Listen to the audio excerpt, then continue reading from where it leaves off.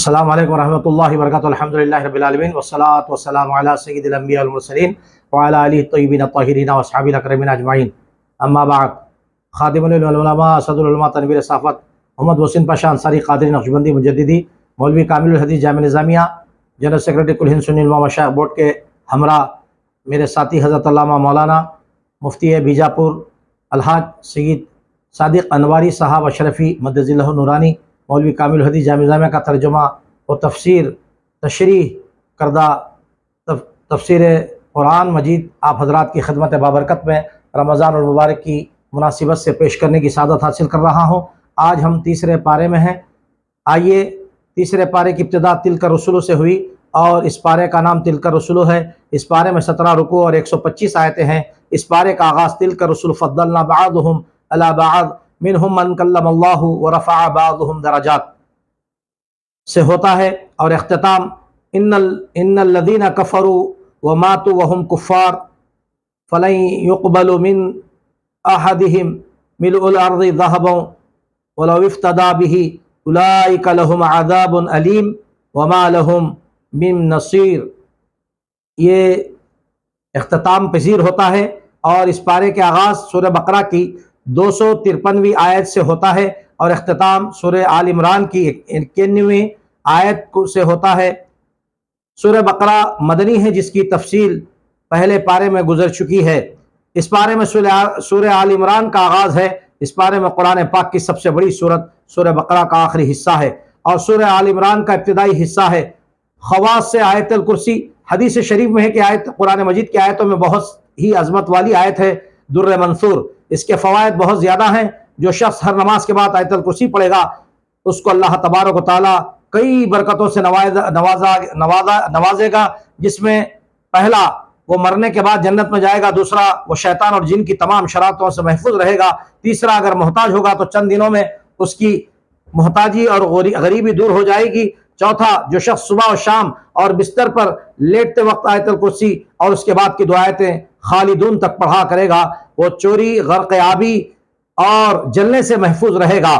پانچویں، اگر سارے مکان میں کسی اونچی جگہ پر لکھ کر اس کا کتبہ آویزاں کر دیا جائے تو انشاءاللہ تعالی اس گھر میں کبھی فاقہ نہیں ہوگا، بلکہ روزی میں برکت اور اضافہ ہوگا، اور اس مکان میں کبھی چور نہ آ سکے گا۔ اس پارے کے 16 رکوع میں جو مضامین بیان کیے گئے ہیں وہ درج ذیل ہے۔ پہلے رکوع میں رسولوں کی ایک دوسرے پر فضیلت کا بیان ہے۔ دوسرے رکوع میں قیامت سے پہلے اللہ کی راہ میں خرچ کرو، کیونکہ پھر کسی عمل کا موقع نہ ملے گا۔ اس کے بعد آیت الکرسی ہے، جس کی فضیلت اور اوپر آپ حضرات کو بتلائی گئی ہے۔ اللہ تبارک و تعالیٰ نے فرمایا اللہ کے سوا کوئی معبود نہیں ہے، وہ زندہ ہے، خود قائم ہے اور تمام کائنات کو سنبھالے ہوئے ہے، نہ اسے اونگ آتی ہے نہ نیند۔ زمین اور آسمان میں سب اسی کا ہے، وہ ہر کسی کے تمام حالات سے باخبر ہے، کسی میں طاقت نہیں کہ اس کی اجازت کے بغیر کسی کی سفارش کر سکے۔ ساری کائنات کی حفاظت اس کے لیے آسان ہے، بلندی اور عظمت اسی کے لیے ہے۔ تیسرے رکوع میں نمرود اور حضرت سیدنا ابراہیم علیہ السلام کا واقعہ بیان فرمایا گیا ہے۔ مردوں کو زندہ کرنے کے ثبوت پر حضرت عزیر علیہ السلام کی وفات کا واقعہ ذکر کیا گیا۔ حضرت ابراہیم علیہ السلام کو 4 پرندوں کے ذریعے مردوں کو زندہ کرنے پر اللہ تعالیٰ کی قدرت کا نظارہ کروایا گیا، اور اس واقعے میں بیان کیا گیا ہے۔ فرمایا 4 پرندوں کو ذبح کرے، ان کا گوشت ٹکڑے کر کے پہاڑوں پر ڈال دے۔ فرمایا کہ اب آواز دو، پرندے دوبارہ زندہ ہو کر دوڑتے آئیں گے۔ اللہ تبارک و تعالیٰ زبردست حکمت والا ہے۔ چوتھے رکوع میں فرمایا اللہ کی راہ میں خلوص دل سے مال خرچ کرنے اور صدقہ و خیرات کرنے کا بدلہ کئی گنا ہے۔ جس طرح زمین میں ایک دانے کے 7 خوشے اور ہر خوشے میں 100 دانے نکلتے ہیں، فرمایا کہ دکھاوا اور ریاکاری سب کچھ ضائع کر دیتی ہے۔ فرمایا اگر ضرورت مند کو کچھ دے نہ سکو، اس سے نرم گفتاری سے پیش آؤ کہ اسے ایذا رسانی نہ ہو۔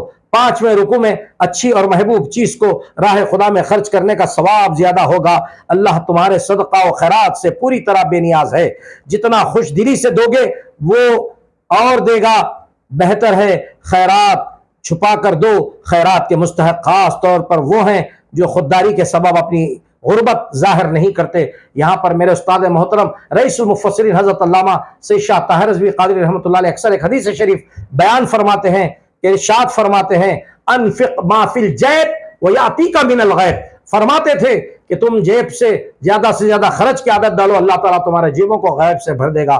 6ویں رکوع میں اللہ تبارک و تعالیٰ اللہ کی رضا کی خاطر خیرات کرنے والوں کو نہ ماضی کا غم ہوگا نہ مستقبل کا۔ فرمایا سود حرام ہے، اللہ کے سود کو اللہ سود کو مٹاتا اور خیرات کو بڑھاتا ہے۔ فرمایا سود لینا چھوڑ دو، تنگ دست کو مہلت دو یا بخش دو، آخرت میں یہ تمہارے لیے فائدہ مند ہے۔ فرمایا نماز قائم رکھو، زکوٰۃ ادا کرتے رہو، تمہیں پورا اجر ملے گا اور نہ خوف ہوگا نہ غم۔ 7ویں رکوع میں اللہ تبارک و تعالیٰ نے ارشاد فرمایا جب بھی قرض دو لکھ لیا کرو، 2 گواہ بھی رکھ لیا کرو۔ گواہوں کو بھی حکم دیا گیا کہ وہ انصاف سے کام لیں۔ جب دستاویز لکھنا ممکن نہ ہو تو کوئی چیز رہن رکھ کر قرض لے لو۔ بہرحال رہن شدہ چیز سے کوئی مالی فائدہ نہ اٹھائے اور نہ وہ بھی سود تصور ہوگا۔ 8ویں رکوع میں ہے کہ سب مال و زر اور زمین آسمان، زر و زمین جو کچھ بھی ہے سب اللہ تعالیٰ ہی کا ہے۔ اللہ تعالیٰ تمہارے دلوں کے راز جانتا ہے اور جزا سزا پر قادر ہے۔ مسلمان بننے کے لیے لازم ہے کہ اللہ پر، فرشتوں پر، کتابوں اور تمام رسولوں پر ایمان لاؤ اور یہ کہ اسی کی طرف لوٹنا ہے۔ کامل ایمان کے لیے عقیدہ احکام پر مکمل عمل ضروری ہے۔ سب کو اعمال کے مطابق سزا و جزا ہوگی۔ آخر میں دعا کے تعلیم فرمائی گئی کہ الہی اگر ہم سے بھول ہو جائے تو مواخذہ نہ کرنا، پہلی امتوں کی طرح ہم پر بوجھ نہ ڈالنا، ایسی ذمہ داریاں ہم پر نہ ڈالنا جو ہم پوری نہ کر سکیں، ہمیں معاف فرما اور بخش دے، تو ہی ہمارا مولا ہے، کافروں کے مقابلے ہماری مدد فرما۔ 9ویں رکوع میں سورہ آل عمران کی ابتدا سے سورہ آل عمران مدنی ہے۔ یہ سورت مدینہ طیبہ میں نازل ہوئی۔ تفسیر زخان سورہ آل عمران، تفسیر خازن آل عمران۔ سورہ عمران ترتیب تلاوت کے اعتبار سے قرآن مجید کی 30ویں سورت اور ترتیب نزولی کے اعتبار سے 89 سورت ہے اور پہلی منزل ہے۔ اس سورت میں 20 رکوعات اور 200 آیتیں، 3480 کلمات اور 14520 حروف ہیں۔ اس سورت کی ابتدا 3 پارے سے اور اختتام 4 پارے میں ہے۔ آل عمران نام رکھے جانے کی وجہ آل کا ایک معنی اولاد ہے، اور اس سورت کے 4 اور 5ویں رکوع میں آیت نمبر 33 تا 54 میں حضرت مریم رضی اللہ تعالیٰ عنہا علیہ السلام کے والد عمران کی آل کی سیرت اور ان کے فضائل کا ذکر ہے۔ اسی مناسبت سے اس سورت کا نام سورہ آل عمران رکھا گیا ہے۔ اس سورہ مبارکہ کے مندرجہ نام ہے سورۃ الزہرا، جس کے معنی ہے صاف، روشن، چمکدار، روشن کرنے والی چیز۔ چونکہ یہ سورہ نور و ہدایت پر مشتمل ہے اس لیے زہرا فرمایا گیا۔ سورۃ الکنز، کنز کے معنی خزانے کے ہیں۔ اس سورت کو کنز اس لیے فرمایا گیا ہے کہ اس میں عیسائیت کے اسرار کا خزانہ، اور نبی کریم صلی اللہ علیہ وسلم نے نجران کے عیسائیوں سے جو مباحثہ فرمایا تھا اس سے متعلق آیات اس سورہ میں زیادہ ہیں۔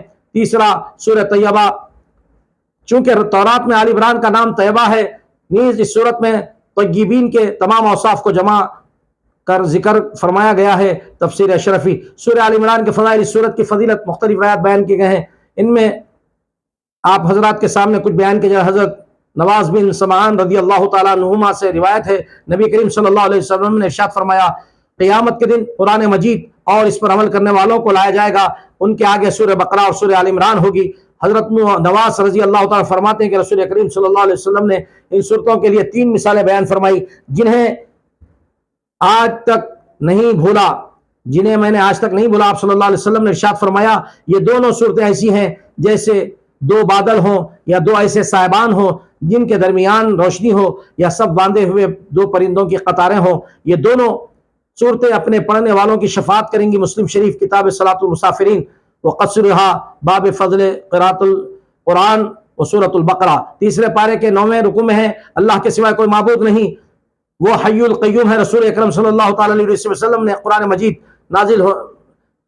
مجید نازل فرمایا جو اس سے پہلے کتابوں کی تصدیق کرے۔ اللہ کا علم بہت وسیع و عریض ہے۔ قرآن مجید میں 2 طرح کی آیات محکم اور متشابہات نازل ہوئی۔ محکم آیت جن کا مفہوم معلوم اور مقرر ہے، آیت متشابہہ جن کے مفہوم میں کچھ شبہ واقع ہے۔ بعض بدتینت و بددین لوگوں معاذ اللہ مغالطہ دے کر لوگوں کو گمراہی میں پھنسانے کے لیے متشابہات سے اپنی رائے اور خواہش کے مطابق کھینچ کر مطلب نکالنا چاہتے ہیں، حالانکہ ان کا صحیح مطلب اللہ ہی کو معلوم ہے۔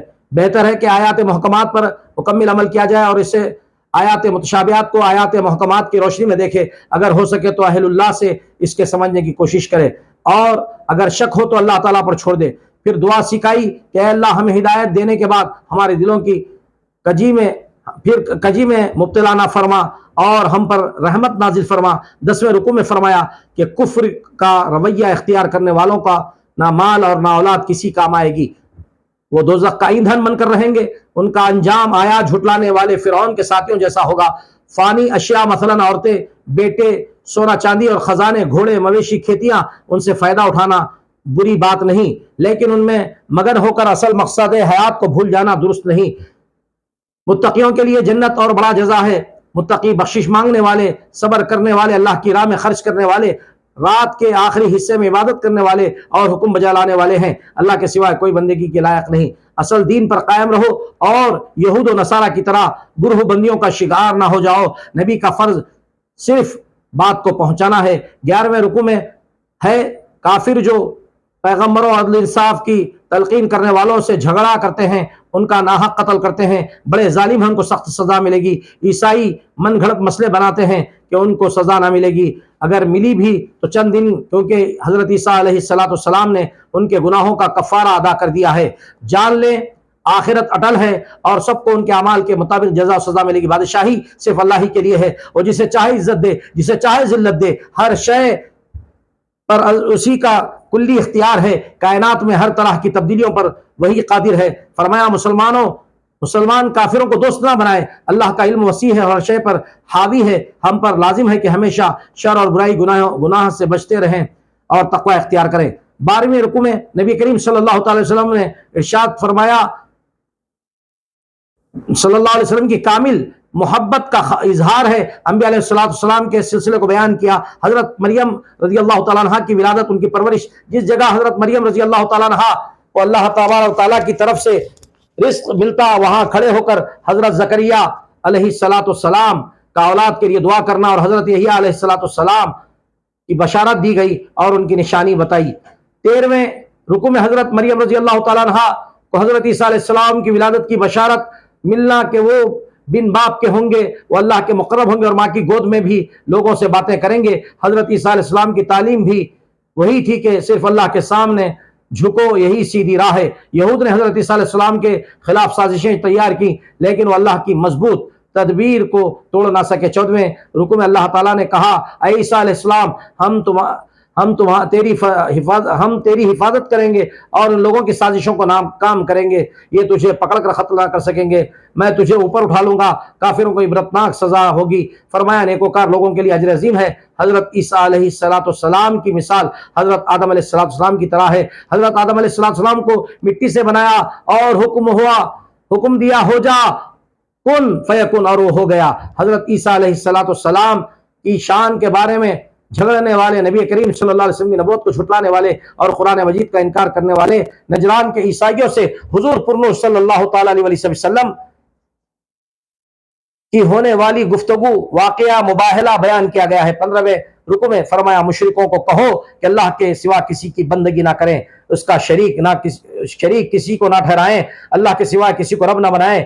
اگر وہ قبول نہ کریں تو کہو کہ گواہ رہو کہ ہم تو اس کے لیے تابع ہیں۔ فرمایا کہ حضرت ابراہیم علیہ السلام یہودی یا نصرانی نہ تھے، وہ دین حنیف پر تھے۔ اہل کتاب خود گمراہی میں مبتلا ہے۔ 16ویں رکوع میں اہل کتاب کی چالاکیوں اور خیانتوں کا ذکر کیا گیا ہے۔ فرمایا ان میں سے کچھ منافقین کہتے ہیں کہ صبح ایمان لاؤ، شام کو انکار کرو، اصل میں یہ مکاریاں مسلمانوں سے حسد کی بنا پر ہیں۔ پھر دینی خیانت کے ساتھ ان کی دنیاوی خیانت بھی بیان کر دی۔ فرمایا خیانت کرنے والوں کے لیے آخرت میں کوئی حصہ نہیں، ان کے لیے دردناک عذاب ہے۔ فرمایا نبی کریم صلی اللہ تعالی وسلم تو لوگوں کو کفر سے نکال کر اہل اسلام میں داخل کرتے ہیں، وہ کفر کی تعلیم نہیں دے سکتے، یہی اہل کتاب اللہ تبارک و تعالیٰ پر جھوٹ بولتے ہیں۔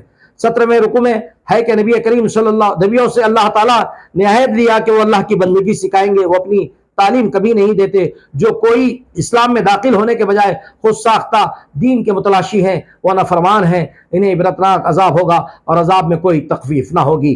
اور جو صاحب ایمان ہو کر کافرانہ زندگی اختیار کرے، اس کی توبہ قبول نہ ہوگی۔ جو اس حالت میں مر گئے، زمین بھر سونا بھی اس کا فدیہ قبول نہ ہوگا اور انہیں دردناک عذاب ہے۔ مجموعی مضامین و مسائل تیسرا پارہ سورہ بقرہ میں جو مضامین و مسائل تفسیرات احمدیہ مسئلہ نمبر 38 توحید و صفات باری تعالیٰ آیت 255 39 مال تجارت وغیرہ کی زکوٰۃ 267 آیت 40 سود کی حرمت اور اس پر عذاب آیت 275 41 قرض میں سود قرض میں تاخیر اور تنگ دست کو قرض معاف کر دینے کا بیان آیت 278 سے 80 تک 280 تک 42 بے اور اس کی مدت کتابت اس پر گواہ بنانا اور گواہ نہ ملنے کی صورت میں اس کا رہن رکھنا آیت 282 43 دل سے کسی گناہ کا عزم کر لینا کیا اس کا محاسبہ ہوگا یا نہیں آیت نمبر 284 44 کسی کو اس کی طاقت سے زیادہ تکلیف دینا کیسا ہے آیت نمبر 286 تفسیرات احمدیہ میں تیسرا پارہ سورہ آل عمران کے ضمن میں 44 سے 52 تک 8 شرعی مسائل کی تشریح موجود ہے۔ مسئلہ 45 محکم اور متشابہ کے احکام آیت 7 سے 8 تک۔ مسئلہ 46 فرشتوں پر انسان کی برتری اور کفار کا ایک دوسرے کے ساتھ نکاح کرنے کا بیان آیت نمبر 33 سے 34 تک۔ مسئلہ 47 ہمارے آقا مولا حضرت محمد مصطفیٰ صلی اللہ تعالی وسلم کی تمام انبیاء کرام پر فضیلت آیت نمبر 81 سے 82 تک۔ اللہ تعالیٰ سے دعا کہ ماہ رمضان المبارک کے طفیل میں ہم کو قرآن مجید سمجھ کر پڑھنے کی توفیق عطا فرمائے، آمین یا مجیب السائلین ثم آمین یا رحمت للعالمین صلی اللہ تعالی علیہ وسلم۔